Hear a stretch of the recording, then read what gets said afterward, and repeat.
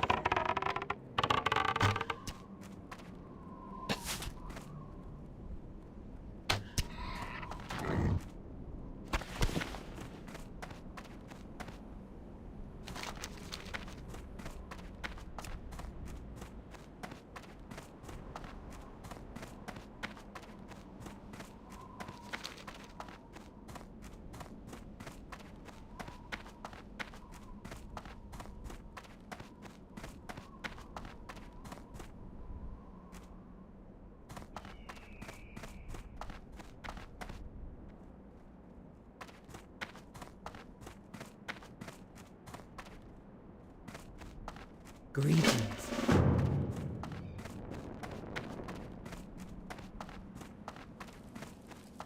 Sug.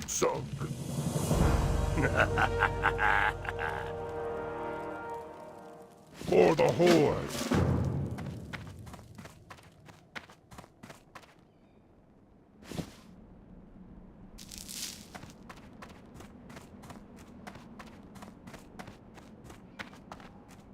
How are ya? Talk to me. Bye-bye now.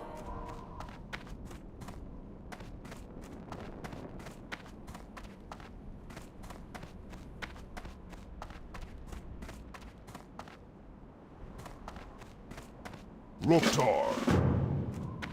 Mogra! For the Horde!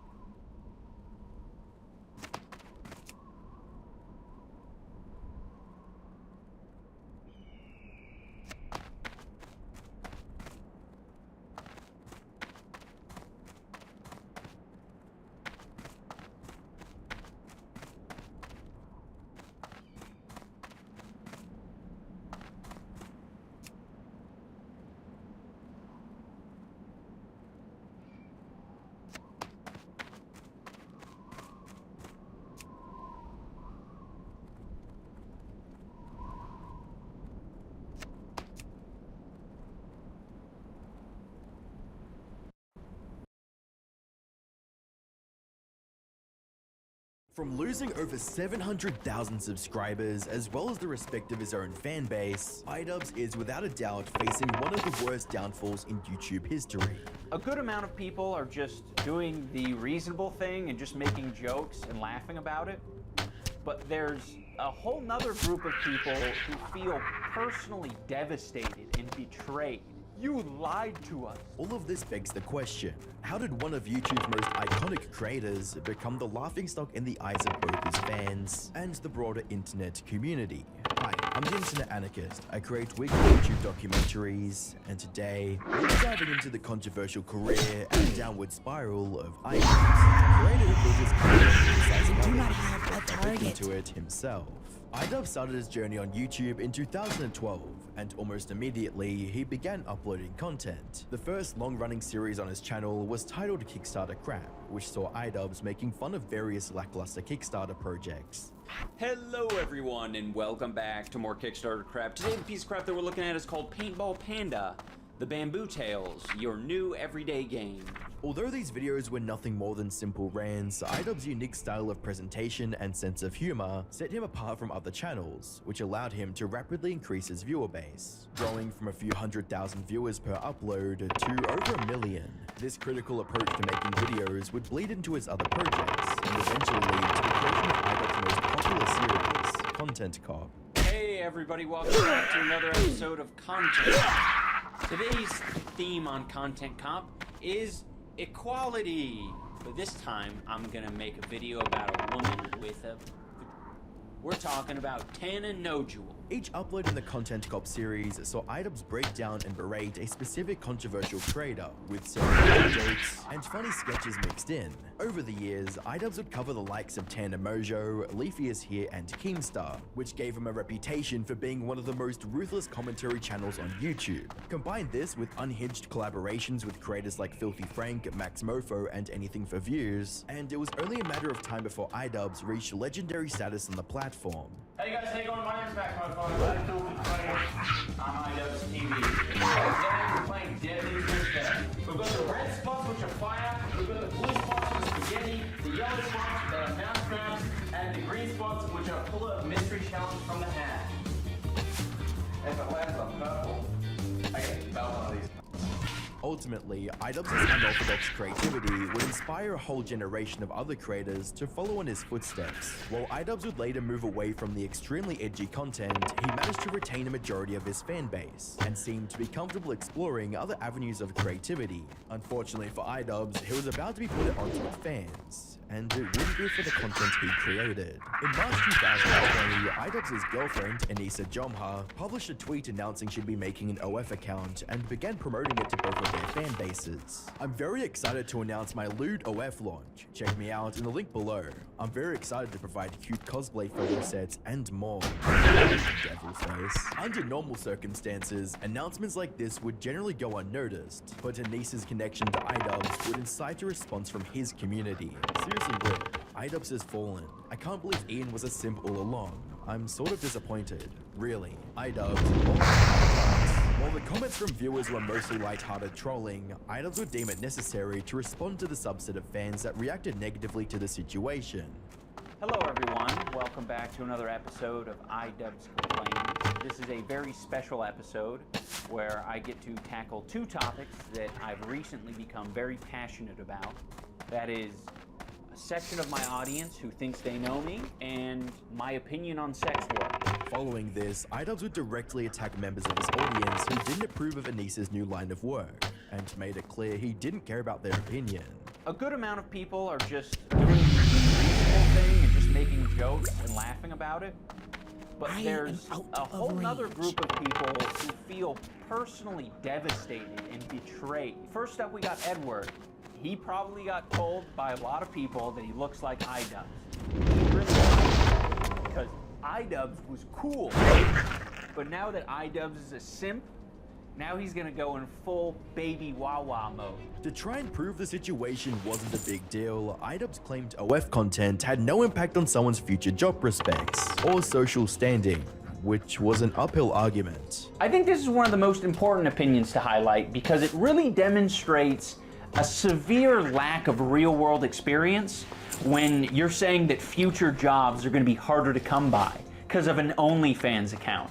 Like, if you think this affects your standing or your social credibility in getting jobs You are so sadly mistaken. This is straight out of the playbook of the boomer who's decaying in his lazy boy, who wants to tell you, no, that ain't gonna work. No one's gonna hire you looking like that. Even though the video attempted to present several compelling points, the fact that iDubbbz was making a response to what most people would consider a non-issue only amplified the negativity towards him and his girlfriend. One of the easiest ways to amplify negativity to yourself in real life is by smelling bad. The worst part about it is that most people won't even tell you that you are the perpetrator of the unsettling scents. In fact, when people do tell you about your scent, it's generally in the form of compliments, when you're wearing a unique or satisfying fragrance. This month, I've been wearing a lot of Versace Eros, as I love the fresh summer scent, which brings back a lot of memories of having nights out in the city with my best friends. Fortunately, I've been able to keep in stock of cologne thanks to today's sponsor, Scentbird. Scentbird is a fantastic service which allows you to experience designer fragrances without breaking the bank. They allow you to try popular brands like Prada and Versace, as well as more niche labels like Parfums di Mali and Roja. They provide a generous amount of fragrance, which they say lasts 30 days, but I have found lasts even longer. Whilst this month I tried Versace Eros, I've also enjoyed Gold Expressive by Commodity, as well as Midnight Gold by English Laundry, which you can find linked in the description. My favorite part about Scentbird is how affordable it is, as you get to try a wide range of fragrances without spending hundreds of dollars on individual bottles. A bonus of this is being able to experiment and truly find what suits you. If you're interested in Scentbird, use my code Atticus55 off or the link below to get 55% off at Scentbird. You can get the product for half the price. That's just $8. With that being said, let's get back into the video where things get a lot worse for iDubbbz. While most of the commentary community acknowledged that the controversy was overblown, they also made it clear that iDubbbz's response only made the situation much worse. While he was getting into this video talking about, you know, the fans that he's cultivated that are highly toxic, he went on and he finally gave them what they want, an emotional reaction. This would have died a week later anyways. Nobody would have talked about it. Get bored and start playing fucking Furcadia afterwards. The fact that you addressed it to over 1 million people, guess what? It's now going to be brought up for a while. While this marks the first time iDubbbz overcorrected when it came to controversies involving him and his partner, it wouldn't be the last, as he would go on to repeat this pattern of emotionally responding to criticism. On the 8th of January 2022, a creator by the name of Sam Hyde published a video titled The Truth About iDubbbz. At a first glance, this video seems like an expose piece about iDubbbz, but the 2-hour-long video was actually roughly cut footage from a documentary that Sam and iDubbbz filmed together several months prior. For a bit of context, Sam Hyde is an internet personality who made a career for himself by pushing the boundaries of what's considered acceptable in online comedy. The footage from the video was meant to be a part of another installment in iDubbbz's series of documentaries covering interesting online figures like Airsoft Fatty and Dax Flame. The documentary hasn't come out.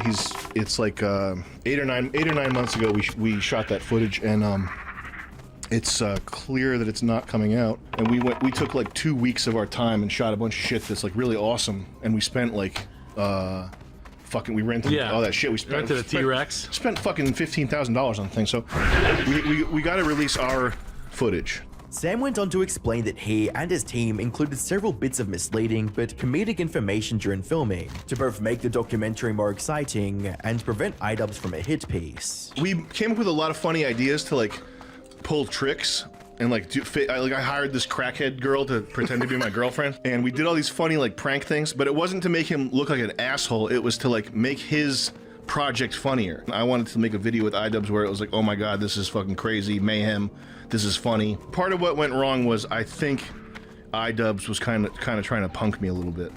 And like make me look like a guy that had like fallen off, which I have. Like I've fallen off, like undoubtedly. Sam's cut of the documentary would garner over 3 million views and lead fans to theorize that the reason iDubbbz hadn't released his version was that he intended to misrepresent Sam. iDubbbz tried to make an on-location documentary following around Sam Hyde to mock him for being washed up. He never uploaded it. Now Sam is showing the footage and it's 2 hours of him and his crew fucking with Ian and making him seem like a meek, awkward nerd. Lamau. A month later, iDubbbz would upload his version of the documentary, titled Getting Away With It, during which he shed light on his thought process during filming. Apparently, iDubbbz wanted to get an authentic look into who Sam was beyond his comedic persona. Back in March, we went to Rhode Island to film a documentary with Sam Hyde, who's known for his comedy videos. I thought it'd be interesting to get to know more about Sam, because not many people know much about him.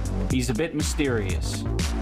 He's a bit unwieldy. Whether or not iDubbbz wanted to portray Sam negatively was anyone's guess. However, it was clear that the conflict of interest between both parties had affected the overall quality of the documentary. On one side, Sam wanted to create a comedic spectacle, while on the other, iDubbbz sought to make an introspective look into an elusive online personality. At the end of the day, neither side got what they wanted, and only walked away with a bit of feud between them. A feud that would only get worse with time. Later that year, iDubbbz would announce an influencer boxing event dubbed Creator Clash to raise money for different charities. Seeing a chance to settle a one-sided rivalry with Hassan Piker, Sam would request to be part of the event, but iDubbbz and Anissa almost immediately turned down the request. There's been some talk of Sam Hyde getting involved in your event. Could you speak to that? Yeah, we just did a live stream where we spoke to it a little bit, but if anyone saw the documentary Getting Away With It, we worked with Sam Hyde for a period. Involving him in our event just isn't a good idea. I think most people would. Business risk. I think most people would understand that. Yeah, it's a huge business risk. I mean, to viewers, it almost seemed hypocritical for iDubbbz, an individual with a similar controversial past, to exclude Sam from the event for being a quote brand risk. Even though Sam couldn't directly participate, he still managed to get involved by training another fighter named Harley Morenstein of the Epic Mealtime YouTube channel. So is your first day of real training tomorrow then? This is Sam Hyde. Remember Sam Hyde? It might be any minute, huh? Oh yeah, literally the right second I'm done here, I have a mysterious address that on Google Maps looks like a parking lot, and I'm going to meet him there. Unfortunately, it would be later revealed on Instagram that Sam wouldn't even be allowed to attend the Creator Clash event, with a comment from Sam reading, "To clarify, I bought 5 front row tickets and found out a few hours before the event that I was banned. So out about 11.5k, also security was walking around with pictures of my face and bothering some people about wearing my shirts. And the cameramen were told to avoid entire sections of the crowd rocking my shiz, lol. And I'd still train iDubbbz for the revenge match if he apologized. Mercy and Grace high on the list nowadays, just gotta ditch Yoko Ono," referring to Anissa. Sometime after Creator Clash, Sam would make an appearance on the Buckingham Show to share his thoughts on the entire debacle. You were gonna be on this card at any point? No, I didn't think I was going to be on the card, but I didn't realize at any point that I was going to be fucking blacklisted from a charity event. I got 5 front row tickets. It was $10,000, and it's for charity. And supposedly I'm going to be refunded this money. So he wants me not around badly enough that it's worth taking away $10,000 from charity.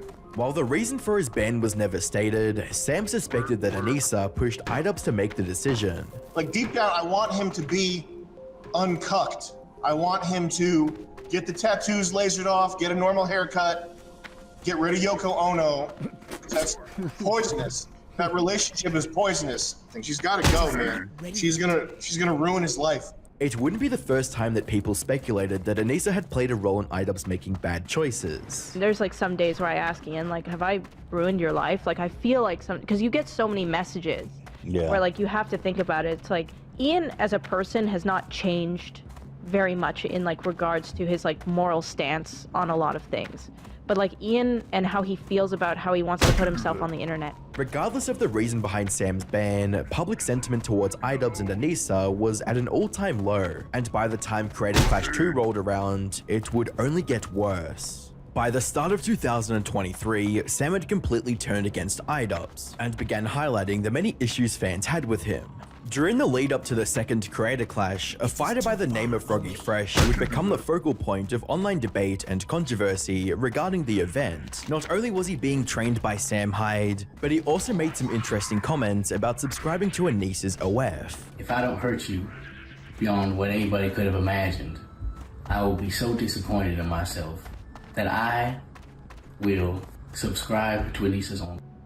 By the 25th of March 2023, just 2 days after Froggy made that comment, the Creator Clash Twitter account would make this announcement. There has been a change in the lineup, and Froggy Fresh will no longer be fighting against Chris Raygun. We will announce his replacement in the coming days. With just 3 weeks left, the countdown to Creator Clash 2 has begun. Creator Clash's goal is to make an inclusive and fun environment for creators and fans while giving back to charity. That has always been our mission, and Froggy Fresh's recent behavior does not align with that mission. We look forward to sharing this positive experience on April 15th. Since the reason for the ban was never stated, fans viewed the unexplained ban as another example of iDubbbz using a heavy-handed approach to silence someone he didn't like. As a result, Twitter erupted with criticism and negativity directed at iDubbbz and the whole Creator Clash event, with a tweet from Moist Critical stating, "I'm really disappointed by this. Kicking him for Twitter controversy after months of training is brutal. I don't think any jokes he made were intended to be mean-spirited or shit on anyone. Hopefully they reconsider this decision."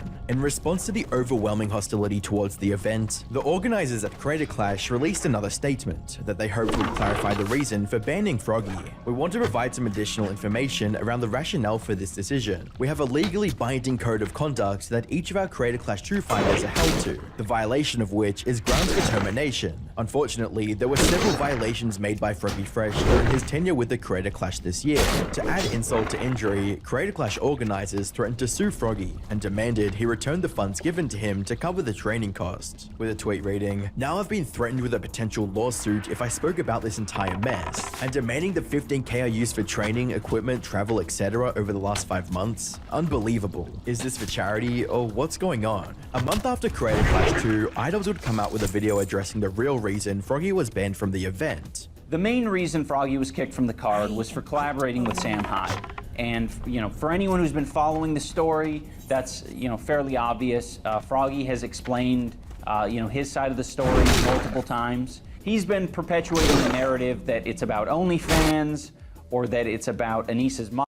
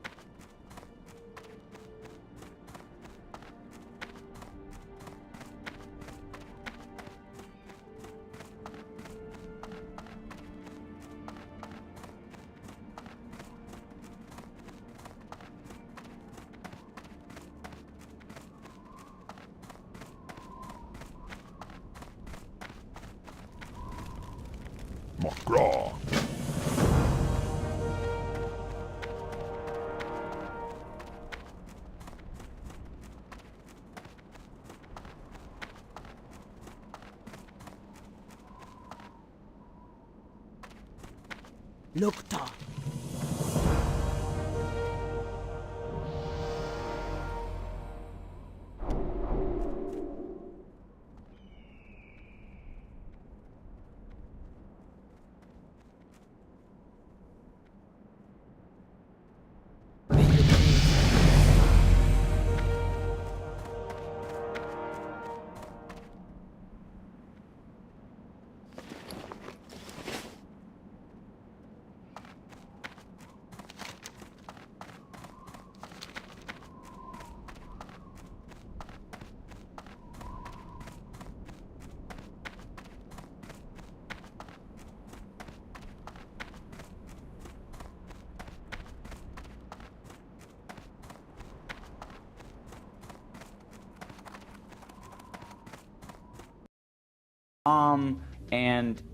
That's extremely deceptive. iDubbbz would go on to explain that due to Sam making disparaging comments about Anissa, he didn't want him anywhere near the event. So yeah, now that this guy is on the daily insulting my wife, I think it's pretty fair to, not want to associate with him in any way. I don't like him. And Froggy knows that. Froggy knows that I don't like him. Of course. That's why he was banned. In addition to this, iDubbbz would also address the claims that he and Creator Clash were suing Froggy. By the way, we weren't suing Froggy. We have no interest in going to court over $15,000. We wanted that $15,000 back, but, he wasn't giving it to us. So we have to leave it at that. We're not suing him. While iDubbbz was transparent about his decision to ban Sam and anyone associated with him, the reaction to the video would be overwhelmingly negative for obvious reasons. To make matters worse, Froggy would release a legal document that confirmed Creator Clash did indeed threaten him with legal action, reading, "If he failed to return the enclosed acknowledgement by the specified date, Creator Clash shall seek all remedies available by law and equity due to your material breach of the bout agreement, including without limitation seeking punitive and consequential damages." The troubles for the Creator Clash brand wouldn't stop there, as it was later revealed that the event lost over $250,000 due to overspending and mismanagement. Another noteworthy point in iDubbbz's response video was how he expressed discontent with his edgy content cop phase. Despite many people being entertained by it, I'm not trying to take that away from you. If you feel like you've learned important lessons, or you have grown as a person because of the content I've made, I don't want to take that away from you. With some good can come a lot of bad, and I think I've done a lot of bad. iDubbbz would echo this sentiment in a video titled "I Miss the Old iDubbbz," in which he apologized to viewers for building his career on hatred, harassment, and negativity. I've realized that I need to be crystal clear about what I believe, so there's no room for ambiguity. I am responsible for creating a lot of hurtful and damaging content on this channel. I have made some cruel, hurtful content, and I need to acknowledge that, and I'm really sorry that it's taken me this long to acknowledge it. While iDubbbz seemed to be making a genuine attempt to right what he thought were wrongs in his early days on YouTube, many of his fans would see this as him being insecure about the man he once was, and a betrayal of the fan base that made him famous to begin with comments reading, "You weren't funny because you were offensive. You were just a very funny dude. You could be self-aware and still be funny. There are some people who fully deserve the content cop that they got." As well as, the old iDubbbz would have never addressed the people saying they miss the quote, "old iDubbbz," unquote. Sadly, iDubbbz's lack of confidence in himself as a creator would bleed into other projects that he was a part of, and viewers would take notice. Special guest, Ian. Ian has flown all the way here to Albania to test these gadgets in this undisclosed location and studio kitchen with us. What will happen? Will someone get electrocuted? Will a hot dog blow up? With comments reading, "You guys are lucky he could fit you in between his wife's tattoo appointments. This is how a dog who's been ruthlessly abused his whole life acts when he enters a new loving home." As well as, "Only one guy was missing for the whole gang to be reunited again." Well, actually two, because Ian wasn't there. That was just a robot with Ian's skin. iDubbbz made a name for himself by having no filter and being direct with the content that he created. Understandably, he would mature over the years and move away from making the edgy content, but the way he went about it completely alienated his core fan base. A good example of this was how he frequently threw his viewers under the bus in interviews. I did not like the interactions that I